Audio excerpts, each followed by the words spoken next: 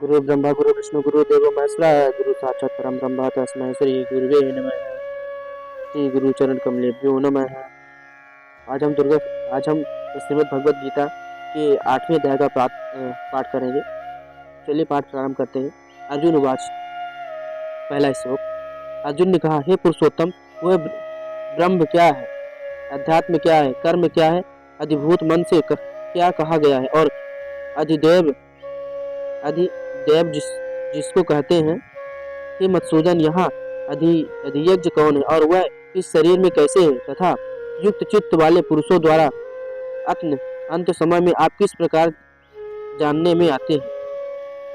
श्री भगवान ने कहा, परम अक्षर ब्रह्म है, परम अक्षर ब्रह्म है। अपना स्वरूप अर्थात जीवात्मा अध्यात्म नाम से कहा जाता है। अपना स्वरूप अर्थात जीवात्मा अध्यात्म नाम से कहा जाता है तथा भूतों के भावों को उत्पन्न करने वाला जो त्याग है वह कर्म नाम से कहा जाता है। उत्पत्ति विनाश धर्म वाले सब पदार्थ अधिभूत हैं। निर्णय मैं पुरुष अधिदेव है और हे देहधारियों में श्रेष्ठ अर्जुन, इस शरीर में मैं वासुदेव अंतर्यामी रूप से अधियज्ञ हूँ। जो पुरुष अंत काल में भी मुझको ही स्मरण करता हुआ शरीर को त्याग कर जाता है वह मेरे साक्षात स्वरूप को प्राप्त होता है। इसमें कुछ भी संशय नहीं है। हे कुंती पुत्र अर्जुन, यह मनुष्य अंत काल में जिस भी भाव को स्मरण करता हुआ शरीर त्याग करता है उसको ही प्राप्त होता है, क्योंकि वह सदा उसी भाव से भावित रहा है। श्लोक नंबर 7। इसलिए हे अर्जुन, तू सब समय में निरंतर मेरा स्मरण कर और युद्ध भी कर। इस प्रकार मुझमें अर्पण किए हुए मन बुद्धि से युक्त होकर तो निसंदेह मुझको ही प्राप्त होगा। हे पार्थ, ये नियम है कि परमेश्वर के ध्यान के अभ्यास का रूप योग से युक्त दूसरी ओर न जाने वाले चित्त से निरंतर चिंतन करता हुआ मनुष्य परम प्रकाश रूप दिव्य पुरुष को अर्थात परमेश्वर को ही प्राप्त होता है। जो पुरुष सर्वज्ञ अनादि सबके नियंता, सूक्ष्म से भी अति सूक्ष्म सबके धारण पोषण करने वाले अचिंत्य स्वरूप सूर्य के सदृश नित्य चेतन प्रकाश रूप और अविद्या से आदि अति परे शुद्ध सच्चिदानंद घन परमेश्वर का स्मरण करता है, वह भक्त युक्त पुरुष अंतकाल में भी योग बल से भ्रुकुटी के मध्य में प्राणों को अच्छी प्रकार स्थापित करके फिर निश्चल मन से स्मरण करता हुआ उस दिव्य रूप परम पुरुष परमात्मा को ही प्राप्त होता है। श्लोक नंबर 11। वेद के जानने वाले विद्वान जिस सच्चिदानंद घन स्वरूप परम पद को अविनाशी कहते हैं, आसक्ति रहित यत्नशील सन्यासी महात्मा जन जिसमें प्रवेश करते हैं और जिस परम पद को चाहने वाले ब्रह्मचारी लोग ब्रह्मचर्य का आचरण करते हैं, उस परम पद को मैं तेरे लिए संक्षेप में कहूँगा। सब इंद्रियों के द्वारों को रोककर तथा मन को हृदय में स्थित करके फिर उस जीते हुए मन के द्वारा प्राणों को मस्तक में स्थापित करके परमात्मा संबंधी योग धारण में स्थित होकर जो पुरुष ओम इस एक अक्षर रूप ब्रह्म को उच्चारण करता हुआ और उसके अर्थ स्वरूप मुझ निर्गुण ब्रह्म का चिंतन करता हुआ शरीर को त्याग कर जाता है, वह पुरुष परम गति को प्राप्त होता है। हे अर्जुन, जो पुरुष मुझ में अनन्य चित्त होकर सदा ही निरंतर मुझ पुरुषोत्तम को स्मरण करता है, उस नित्य निरंतर मुझ में युक्त हुए योगी के लिए मैं सुलभ हूँ, अर्थात उसे सहज ही प्राप्त हो जाता हूँ। परम सिद्धि को प्राप्त महात्म जन मुझको प्राप्त होकर दुखों के घर एवं क्षण भंगुर पुनर्जन्म को नहीं प्राप्त होते। श्लोक नंबर 16। हे अर्जुन, ब्रह्मलोक पर्यंत सब लोग पुनरावर्ती है, परंतु हे कुंती पुत्र, जो मुझको प्राप्त होकर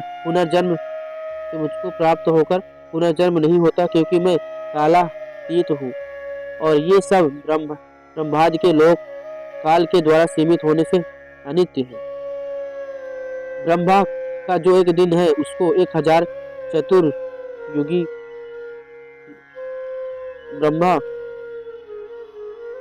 ब्रह्मा का जो एक दिन है उसको 1000 चतुर्युगी तक ही अवधि वाला और रात्रि को भी 1000 चतुर्युगी तक ही अवधि वाला अवधि वाली जो पुरुष तत्व से जानते हैं वे योगी जन काल के तत्व को जानने वाले संपूर्ण चराचर भूतगण ब्रह्म के दिन के प्रवेश काल में अव्यक्त से अर्थात ब्रह्मा के सूक्ष्म शरीर सूक्ष्म शरीर से उत्पन्न होते हैं और ब्रह्मा की रात्रि के प्रवेश काल में उस अव्यक्त नामक ब्रह्म के सूक्ष्म शरीर में ही लीन हो जाते हैं। ये पार्थ वही है कि भूत समुदाय उत्पन्न होकर प्रकृति के वश में हुआ रात्रि के प्रवेश काल में लीन होता है और दिन के प्रवेश काल में फिर उत्पन्न होता है। उस अव्यक्त से भी अति परे दूसरा अर्थात विलक्षण जो सनातन अव्यक्त भाव है वह परम दिव्य पुरुष सब भूतों के नष्ट होने पर भी नष्ट नहीं होता। श्लोक नंबर 21। जो अव्यक्त अक्षर इस नाम से कहा गया है उसी अक्षर नामक अव्यक्त भाव को परमगत कहते हैं तथा जिस सनातन अव्यक्त भाव को प्राप्त होकर मनुष्य वापस नहीं आते वह मेरा परम धाम है। ये पार्थ जिस परमात्मा के अंतर्गत सर्वभूत है और जिस सच्चिदानंद घन परमात्मा से यह समस्त जगत परिपूर्ण है वह सनातन अव्यक्त परम पुरुष जो अनन्य भक्ति से ही प्राप्त होने योग्य है। हे अर्जुन, जिस काल में शरीर त्याग कर गए वे योगी जन जो वापस न लौटने वाली गति को और जिस काल में गए हुए वापस लौटने वाली गति को ही प्राप्त होते हैं उस काल को अर्थात दोनों मार्गों को कहूँगा। जिस मार्ग में ज्योतिर्मय अग्नि अभिमानी देवता है जिनका अभिमानी देवता है शुक्ल पक्ष का अभिमानी देवता है और उत्तरायण के 6 महीनों का अभिमानी देवता है उस मार्ग में मर कर गए हुए ब्रह्म वेत्ता योगी जन उपयुक्त देवताओं द्वारा क्रम से ले जाकर ब्रह्म को प्राप्त होते हैं।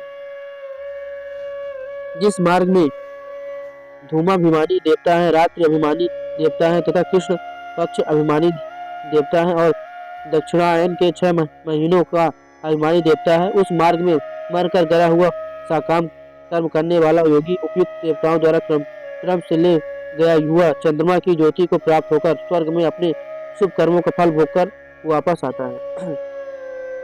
क्योंकि जगत के ये 2 प्रकार के शुक्ल और कृष्ण अर्थात देवयान और पृथ्वीयान मार्ग सनातन माने गए हैं। इसमें एक के द्वारा गाया हुआ जिससे वापस नहीं लौटना पड़ता उस परम गति को प्राप्त होता है और दूसरे द्वारा गया हुआ फिर वापस आता है अर्थात जन्म मित्र को प्राप्त होता है। ये पाठ इस प्रकार इन दोनों मार्गों को तत्व से जानकर कोई भी योगी मोहित नहीं होता। इस कारण हे अर्जुन, तू सब काल में समबुद्धि रूप से योग से युक्त हो अर्थात निरंतर मेरी प्राप्ति के लिए साधन करने वाला हो। योगी पुरुष इस रहस्य को तत्व से जानकर वेदों के पढ़ने में तथा यज्ञ तप और दानात के करने में जो पुण्य फल कहा है उन सबको निसंदेह उल्लंघन कर जाता है और सनातन परम पद को प्राप्त होता है। आज हमने श्रीमद् भगवद गीता के 8वें अध्याय का पाठ किया और कल हम 9वें अध्याय का पाठ करेंगे। तब तक के लिए जय श्री राधे श्याम।